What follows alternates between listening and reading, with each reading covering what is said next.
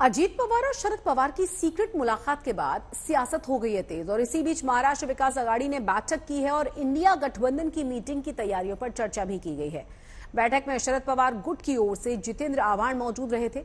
उन्होंने इशारों में ही साफ कहा कि कांग्रेस के नेताओं को नासमझ बता दिया।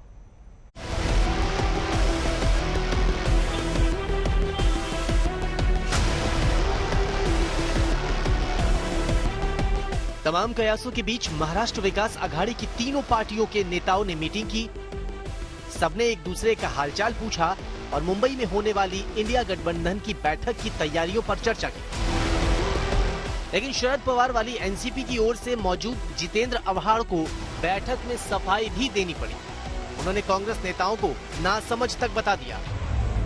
जनता में कोई संभ्रम नहीं। मैं एक बार शरद पवार जी ने बोल दिया कि मैं किसी के साथ भी नहीं जाऊंगा, मैं फुले शाहू अम्बेडकर की विचारधारा नहीं छोड़ूंगा।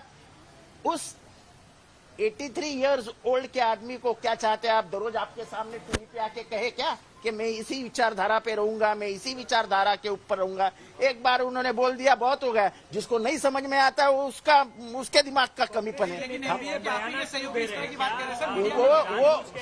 वो कांग्रेस के लोगों से पूछिए, वो मुझे मत पूछिए।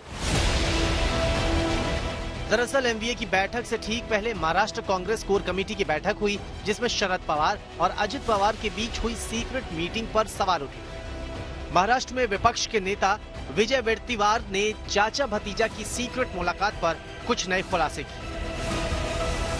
त्यांच्या मागे लागलेत आणि दुसरं कारण असं आहे की नरेंद्र मोदीजींनी अट घातली या देशाच्या पंतप्रधानांनी, शरद पवार साहेब आले तरच तुम्हाला मुख्यमंत्री होता येईल, अन्यथा तुम्हाला मुख्यमंत्रीचे काही तुम्ही स्वप्न बाळगून आहे ते काही पूर्ण होणार नाही, अशी ही माहिती समोर येते आहे। एक ओर शरद पवार को लेकर ढेरों कयास हैं, तो दूसरी ओर इंडिया गठबंधन की बैठक की तैयारियां हैं। बैठक की जिम्मेदारी एमवीए के कंधों पर ही है।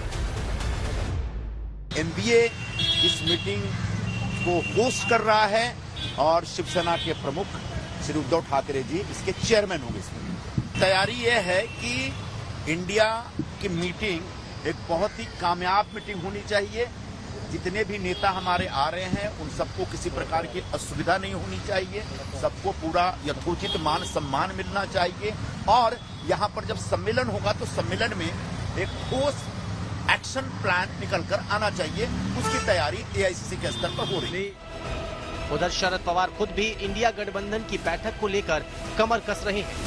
या बैठकीमध्ये इथून पुढच्या काळामध्ये स्वाभाविक आणि एकत्रितपणानं आपण हे जे मोदी सरकार आहे त्यांच्या विरुद्ध एक जनमत तसा तयार करू शकतो आणि पर्याय कसा देऊ शकतो याबद्दलचा विचार करणार आहोत।